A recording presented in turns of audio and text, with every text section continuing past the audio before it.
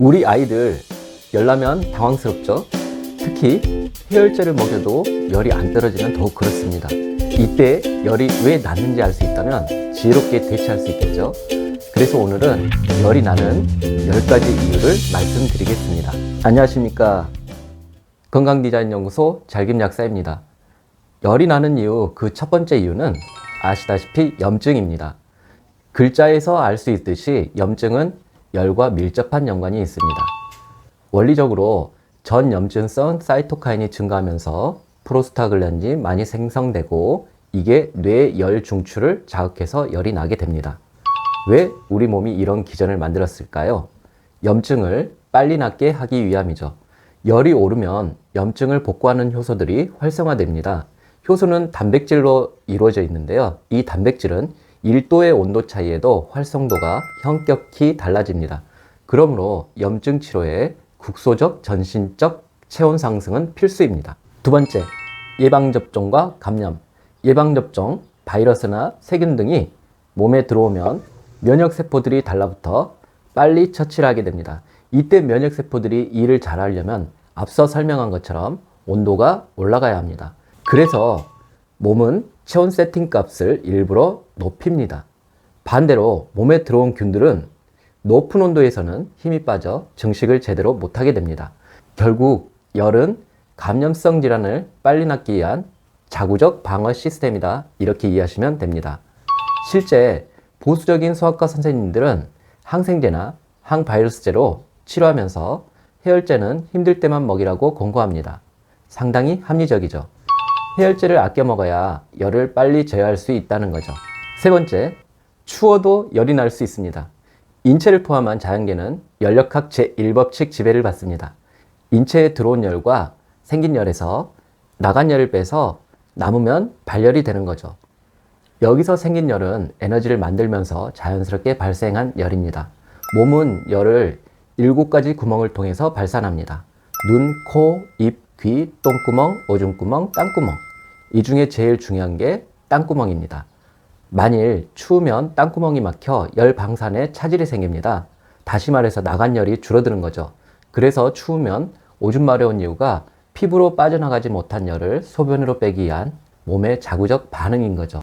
겨울에 추운 데서 2-3시간 떨면 신진대사를 통해 생긴 열이 몸속에 고스란히 남아있게 되고 집에 들어오면 열이 일거의 피부로 몰리면서 얼굴이 벌게집니다. 특히 신진대사가 활발하여 성인보다 기초체온이 높은 어린이들은 전신 발열이 있을 수 있죠. 추위 때문에 생긴 열은 꼭 겨울에만 해당하지 않습니다. 여름에도 선풍기 틀고 자는 거, 에어컨 빵빵한 마트에서 떨었을 때, 덥다고 이불 차고 자다가 새벽에 추운 것도 이에 해당하죠. 그러므로 여름에도 보온에 신경 써야겠죠? 자, 여기서 잠깐, 우리 아이 열날 때 벗겨놔야 하나요? 아이 열날 때 벗겨놓으면 10중8구 추워할 수 있습니다. 닭살 돋기도 하고요. 아이가 추워한다면 피부열만 낮아질 뿐 방산되지 못한 열이 속 안에 더 쌓일 수 있습니다. 또한 해열제에 땀내는 효과를 제대로 볼 수 없습니다. 그러므로 얇은 옷을 입혀 춥지도 덥지도 않게 하는 게 중요합니다. 간혹 벗겨놓는 걸 편안해하는 경우도 있으므로 아이 반응에 따라 옷을 벗길지 말지 결정해야 합니다. 네 번째, 더워도 열이 날 수 있습니다. 여름철 땡볕에 공원에서 서너 시간 아이들 뛰놀게 하고 집에 오면 여지없이 열이 납니다. 일사병이죠. 외부로부터 들어온 열이 갑자기 많아져 주체할 수 없게 되자 발열 반응이 나오는 거죠. 이때 중간중간 수박이나 오이, 이온 음료 등으로 체액 보충하는 게 아주 중요합니다. 기왕에 땀 배출로 부족해진 체액이 보충되어야 쌓인 열을 재차 땀으로 발산시킬 수 있기 때문이죠. 보통 야외 놀이 후 자가용으로 집에 올 때 더우니까 에어컨을 틀어주잖아요. 마침 차가 막히니까 아이는 뒷자리에서 스르르 잠이 듭니다. 집에 도착해서 자고 있는 아이 깨워보니까 열이 납니다. 야외 놀이로 들어온 열이 서너 시간 동안 갑자기 많아졌는데 추운 에어컨 바람으로 땅구멍이 막혀 나가지 못한 열이 결국 발열을 유발한 거죠. 그래서 저는 차에 얇은 인견 이불을 준비해 놓고 아이들 잠들면 덮어줍니다. 집에 도착할 때 깨워보면은 온몸에 땀이 흥건히 젖어 있어요. 집에 들어가서 물 한 잔 먹이면 끝. 인견이불이 해열제인 거죠. 여기서 잠깐, 열날 때 실내 온도는 어떻게 해야 될까요? 춥거나 더우면 안 됩니다. 시원하고 따뜻한 범위에서 아이가 안락한 온도를 찾아주는 게 좋습니다. 여름에는 시원하게 춥지 않게, 겨울에는 따뜻하게 덥지 않게. 보통 아이들이 열날 때는 춥고 덥고가 두세 시간 간격으로 바뀝니다. 그러므로 에어컨을 틀었다가도 꺼주고 이불을 덮었다가도 걷어주는 지혜가 필요하죠. 그때그때 아이 몸이 하자는 대로 따라가주면 됩니다. 잘생겼다. 잘생긴 김약사. 웰투비 잘김약사. 5번째, 체에도 열이 날 수 있습니다. 아기 분유 수유한 다음에 등을 두들겨 트름을 시키잖아요. 트름을 안 시켜주면 여지없이 토합니다. 이때 못 토하면 울고 보채는데 심하면 열도 납니다. 그 이유는 체했기 때문입니다. 위장은 혈액을 많이 잡고 있는 기관입니다. 심장이 펌핑하면서 위장이 받고 다시 위장에서 심장으로 혈액을 돌려주는데 이때 체하게 되면 심장은 효율이 떨어져 더 뛰게 됩니다. 이때 열이 나는 거죠. 물론 체기를 풀기 위해서도 열이 나기도 합니다. 또한 위장에 음식이 오래 머물러 있으면 음식이 부패해서 발효가 됩니다. 이때 열이 발생하는데 이를 부수기라 합니다. 암튼 이런저런 이유로 체하면 열이 나기도 하죠. 6번째, 놀래도 열이 납니다. 우리가 놀래면 심장이 쿵쾅쿵쾅 뛰죠. 또 놀래면 소름 돋잖아요. 교감신경이 흥분돼서 순간 털이 서고 피부는 닭살이 됩니다. 땅구멍이 닫힌다는 소리죠. 보통은 이 현상이 잠깐 있다 없어지는데 돌전 아기들은 다릅니다. 한번 긴장하면 놀란 가슴이 좀처럼 가라앉지가 않아요. 이때 심장이 지속적으로 많이 뛰면서 몸속에 생긴 열은 늘어나고 땅구멍이 닫혀 있으니 나간 열은 줄고 당연히 열이 날 수 있겠죠. 아기들 예방접종하면 그날 저녁에 열 나는 경우가 종종 있죠. 면역 반응으로 열이 날 수도 있지만 그동안 경험해 보지 못한 통증 때문에 놀래서 열이 날 수 있다는 점 알아야 합니다. 옛날에는 아기가 태어나면 줄에 고추나 숯, 솔가지 등을 걸어 대문 앞에 금추를 쳐놓습니다. 미신적 의미도 있겠으나 사실은 갓난아기가 있으니 조용히 해주세요 라는 정중한 청원의 의미였습니다. 정말 지혜롭죠? 한편 놀란 아기는 엄마 심장 소리를 듣고 안정이 됩니다. 혹시 놀래서 열이 났다면 엄마가 안정된 마음으로 꼭 붙어 있어야 합니다. 잘 때마저도요. 애들은 자면서도 엄마 냄새랑 심장 소리를 귀신같이 알기 때문이죠. 여기서 잠깐, 아이들 열날 때는 평소보다 잘 놀랍니다. 평소에 듣던 현관문 닫는 소리, 강아지 짖는 소리에도 움찔 놀래기도 합니다. 그러면서 기왕에 있는 열이 더 높아지고 더 오래 가겠죠. 그러므로 아기 열날 때는 집안 분위기를 평소보다도 조용히 관리해 주는 게 무척 중요합니다. 7번째, 스트레스를 받아도 열이 납니다. 우리가 스트레스를 받으면 아우 열받아 그러잖아요. 진짜 스트레스로 열이 납니다. 논문에 소개된 일본의 한 여학생은 집단 따돌림 때문에 학교만 가면 체온이 2도 오르더라는 거예요. 근데 해열제를 먹어도 열이 안 떨어져요. 의사는 시민성 발열이라고 진단했죠. 우리가 흔히 하는 합병의 일종으로 1930년대에 진단명이 붙었습니다. 아이들 스트레스 중에 제일 큰 스트레스가 뭔지 아십니까?